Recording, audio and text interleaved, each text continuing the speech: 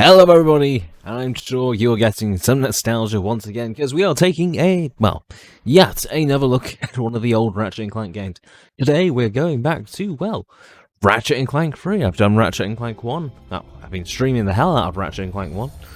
I've, of course, done Ratchet & Clank 2 on the channel, which means we can only go ahead and continue to move forwards today on Ratchet & Clank 3.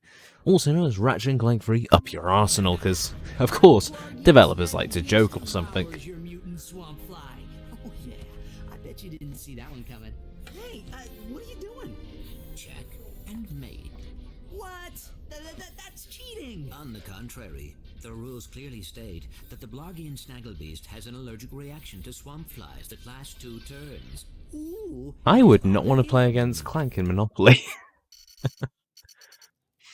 Okay, so, what's the story this time? Well, as you may remember in the first Ratchet & Clank, hopefully you've also seen my stream, there's a Chairman Drek who wants to go ahead and create the ultimate planet or whatever. Anyway, he does it in like the worst way possible, so we take care of him. Then in Ratchet & Clank 2, there's a missing project that I'm not going to spoil because I actually also don't know, so it's been that long since I played Ratchet & Clank 2 and I haven't streamed it yet in case I have or will stream it by now. But to put it nicely, no, I haven't seen it yet, so I've got no idea what happens in Ratchet & Clank 2, but all I know is that we are, for some reason, in the Bogon Galaxy still. Anyway, by Ratchet & Clank 3, however, well, things are a little bit different. One, appears that Clank has become a movie star, because of course, why not? And 2, well, what you know, things are going to hell in the Solana Galaxy, aka where we're originally from. Also known as, well, where Veldin is, you know. That was terrific. Ratchet's home. Yeah, great. Change the channel. But the man said to stay tuned. We continue our live coverage from Veldin. Just hours ago, the planet was attacked without warning by a terrifying alien race known as the Tyrannoids. Officials believe that an evil robotic supervillain known as Dr. Nefarious is the mastermind behind the Tyrannoid attack. As you can see, the Galactic Rangers are putting up a valiant fight, but they are no match for these tentacle-eyed terrors. Indeed, this backwater planet may be completely destroyed in a matter of hours. Darla Gratch, Channel 64 News. Yeah, I think she got off lightly there, considering her history. But Veldin is in the Solana Galaxy. You really think he cares, Clank? No, not the gravimetric warp drive. The untested gravimetric warp drive. The one you built from Bloggian scrap metal. Coming, we are doomed. I mean, to be fair, are you really doomed, Clank? I mean, he built his last ship. Why can't he go ahead and upgrade this one?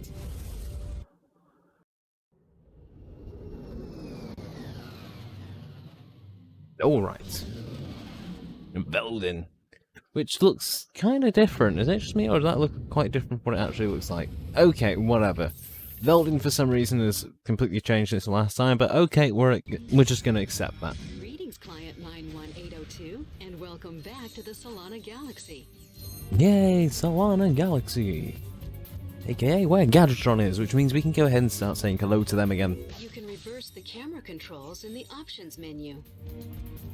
Yeah, I'm not gonna lie. If any of you have played Ratchet & Clank, or gone back to it after you've been playing games for like 10, 20 years, you'll notice something really weird. You know how most games, if they invert the controls, it'll be the vertical controls. You know, so you look up, it'll look down, if you look down, it'll look up. For some reason, and I never got why, Ratchet & Clank did it on the horizontal controls. Which means to look left, you have to look right, and to look right, you have to look left. And it's like, don't get me wrong, the second that you go ahead and get used to it, it's fine. I find it actually kind of nice to use for third person. But it's really weird, because I can't think of many games that do that. There may be a ton that do that, and I'm just an absolute idiot, but I cannot remember any of them. So, yeah, that's weird to me. Yes, that somebody is me. We got a volunteer. Here, Sarge, take this. Oh, cool. From back there. Try using the nitro launcher again. AKA Big Bomb Gun. I like big bomb guns. Big bomb guns are useful. Anyway, do you recognise this place? It sort of almost looks like... I don't know. Anybody getting Ratchet and Clank OG flashbacks here? Yeah, with the big hangar with the Captain Quark poster in the, in the corner. God. I kind of like they actually went ahead and did this. Like, it's one thing for them to go ahead and set it up so that when they're attacking, they attack Veldin, which is, Ratchet's homeworld. Sort of. I can't remember the complete official lore, because once it gets to the HD era, it sort of goes to hell, and I cannot remember it for the life of me. So yeah, you go back to Veldin, and literally the last place before it continues on with the story, what you know? We're literally right back where we began. 2 years prior for those of us that grew up in that era, or for us, because, we're playing in 2020. Well, about 18 years prior. God, it's kind of weird. I like it, though. Yeah, me just looking around, because I miss this place. Anyway. There you go. Quark up in the corner, that flag. Well, flag poster, even. I have no idea why I was running so slow there. Have fallen back to a base in F sector. We have orders to go in and take him out. F sector? No way. Game over, man. We're all gonna end up as scrap metal. Get back in there. Game over, man! Planet to save. Oh my god, I did not realise I put in an Aliens reference. I actually really like that. Okay, fair play, I like that. Anyway, so, we're moving on to F sector to try and take care of the Tyrannoids over there. And this one requires one of my favourite bits of Ratchet and Clank 3. And by favourite, I'm not really sure if I hate it or love it, favourite. Airdropping! Which includes lots and lots and lots and lots and lots and lots and lots and lots and lots of anti-air missiles. Because, it may seem kind of easy now, just go low and you avoid them all. In the later levels and that, when you have to do that, it's about 10 times as many missiles, so it can be a little bit hard to dodge them all and not get killed on the way down. But I mean, when you don't get killed on the way down, it goes pretty damn smoothly, I'm not gonna lie. Anyway, I have to go ahead and beating a load of Tyrannoids over there, blowing up a gunship over here. I think it's finally time for us to go ahead and maybe meet somebody that's actually in charge. We have a transmission from the president. How are things on the front lines, soldier? Is that secret agent Clank? Greetings, sir. We are here. Also, you have to feel sorry for Ratchet at this moment. What? No. Hold on. Ratchet, who has quite literally stayed 2 different galaxies at this point, is an internationally recognised superhero. Yet everybody goes ahead and goes for the movie star as the guy they look up to, because of course they do, despite the fact that it's obviously Ratchet that does all the legwork. I get that, Clank could be considered the brains of the operation, but come on! Let's give at least some love to, our furry friend. Poor Ratchet. Also another reason why I hate Quark. Because think of it this way. So Clank gets more recognition than Ratchet. Ratchet, who actually has gone for everything, doesn't get as much recognition, and gets less recognition than Clank. And on top of that, Quark still gets more recognition than either of them, despite the fact that he has been multiple times revealed to be nothing but a scumbag. I don't know. We need you to find this man. The fate of the galaxy may depend on it. Are you sure this is the guy you're looking for, Mr. President? Yeah, he seems like kind of a, wacko. What gave you that idea, Ratchet? The whole thing that he's running around as a monkey or something? You can count on us, sir.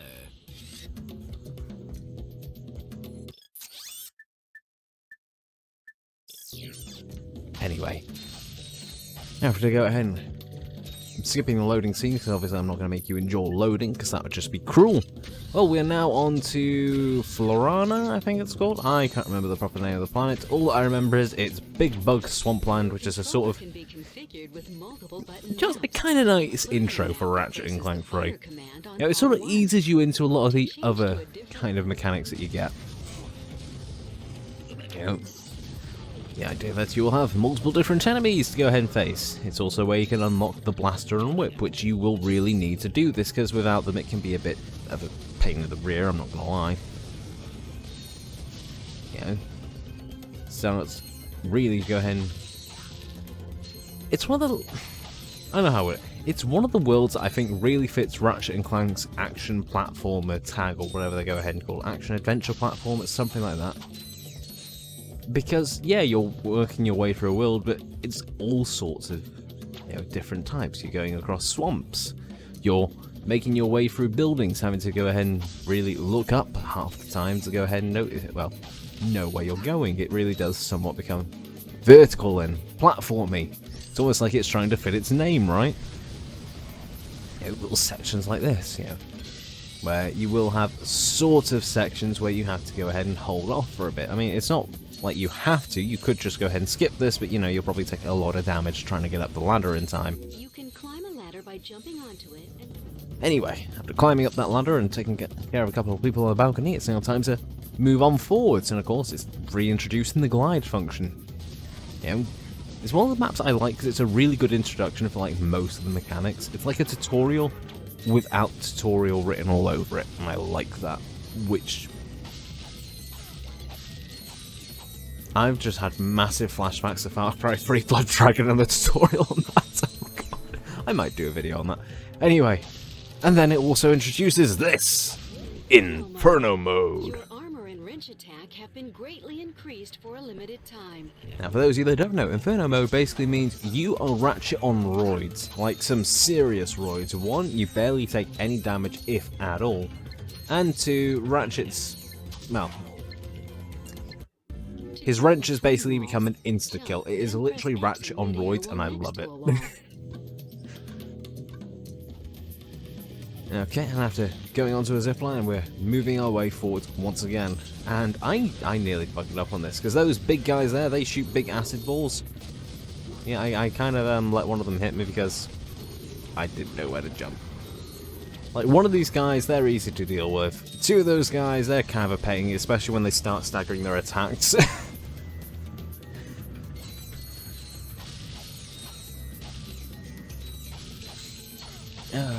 Anyway, so we get through it. We go ahead and push on, continuing to figure out what the hell's here. Deal with more of these swamp flies sort of things. Oh, I guess they are swamp flies. And... Ratchet, we have company. Where? Behind you. Where? Behind oh, you. God, it's becoming a pantomime. Funny. You having a good time? You trespass on sacred ground. Now you walk path of death. But, sir... Path of death. For someone who's literally just gone ahead and annihilated the natives and punched the hell out of them, it just me was like the most casual eye roll ever. It's like, fine, rather than actually go ahead and beat you up right now, yeah, we'll just do Path of Death. And here's this one. This isn't another one of those, I was mentioning mechanics and easing you into them. The whole various, I don't even know what you'd call these little platforming sections, which are like very discrete sections, along with, well, I guess call them battle royales. I don't know what you'd really call them. Sort of arena matches, anyway.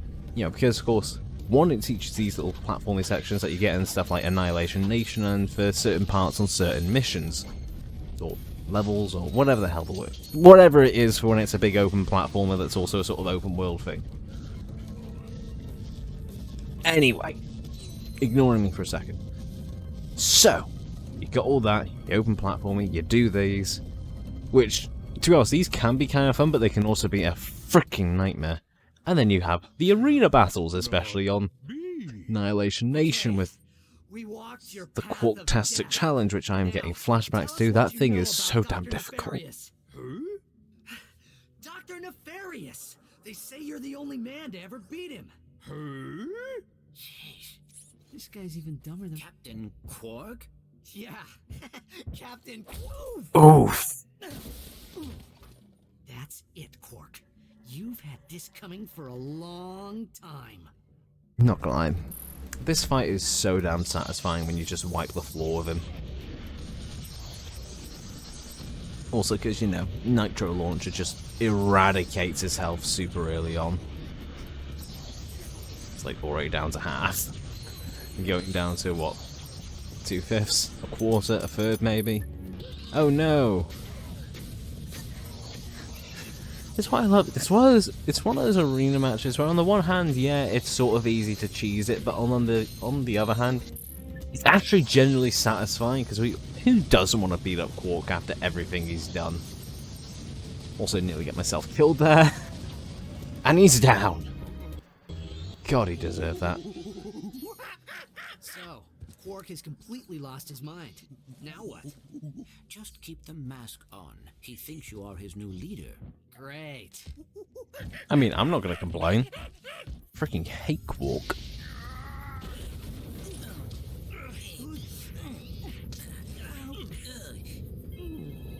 Incoming call. This is Captain Sasha of the Starship Phoenix. The President has asked me to assist you. Hi. I see you have located Captain Quark. Yeah, we got him, but, well, he thinks he's a monkey. Of course. I mean, is there really a difference between Captain Quark and a monkey? I don't know. I've struggled to see a difference. They both seem as stupid as each other. Also, Look at that, Clank. I was saying I play this on an emulator. This the one problem with PCSX2 is Welcome aboard the Phoenix, gentlemen. certain lighting, like environmental lighting that is supposed to be static, is Pride of the a galaxies. little bit funky and doesn't quite work right. Holodeck training suite. Like, you know, those flashing lights on the side, those work pretty fine. In fact, a lot of lighting in this works perfectly fine as long as you're really close up to it. But then again, also an absolute ton of lighting just fails to work properly. With a Mavix Fireball Pro controller, VR headset, and a zero-G dance pad attachment. Will you marry me? Come on. Well, you I'm not gonna lie. obviously had an exhausting trip. Why don't The you whole stop by your attachments thing for quarters? game consoles and Prepare that a like that. custom living area for Quark, How did so you that won't trend get in your never way. die out? Come meet me on the bridge when you're ready. Anyway, as you can see, this is what I was talking about, the lighting. When you get close to it, it sort of works itself out as to where it's supposed to be, but for the most part, it's an absolute horrific mess and looks disgusting. Oh god, I forgot how bad this is. Yeah, I don't know why it does this. Like, any resolution that I've tried, it usually does this. Maybe on native PS2 it'd look fine, but 1080p, 4K, it looks horrendous and actually just ridiculously bad to look at.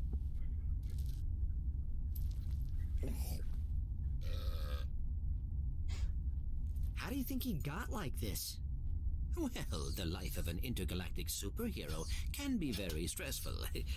Wait, he's a hero? Since when? Anyway, you're telling me this nutcase is our only hope for stopping Nefarious?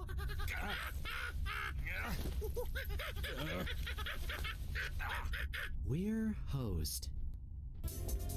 I mean, at least Ratchet's not lying. Meet me on the bridge. But yeah. But it's not so much the lighting effects that seem to be the problem. I think it's the aura or glow effects that are supposed to be applied on top of them, to go ahead and make it look like the lighting is really bright rather than dull, which would explain why it looks sort of funky. Press triangle to interrupt these messages. Or maybe it's a scaling issue, to be honest. That scaling issues on old games sounds like way too common, but it's probably why. Try boosting the power. Isn't that the president? They came out of nowhere! Tyrannoid invasion force! Presidential compound has been breached! Well, that doesn't sound good. Longer here. Mr. President! Dad! Are you there? Dad? Robotic citizens of the Solana Galaxy, the hour of your liberation is at hand! Too long have we robots suffered under the bigotry, the stupidity, the squishiness and foul stench of organic life forms. I'm not gonna lie. All robots Looking will back, ask Nefarious was so freaking cringy, but I'm not gonna lie. Back when I was a kid, he's my favourite supervillain ever. I don't know why.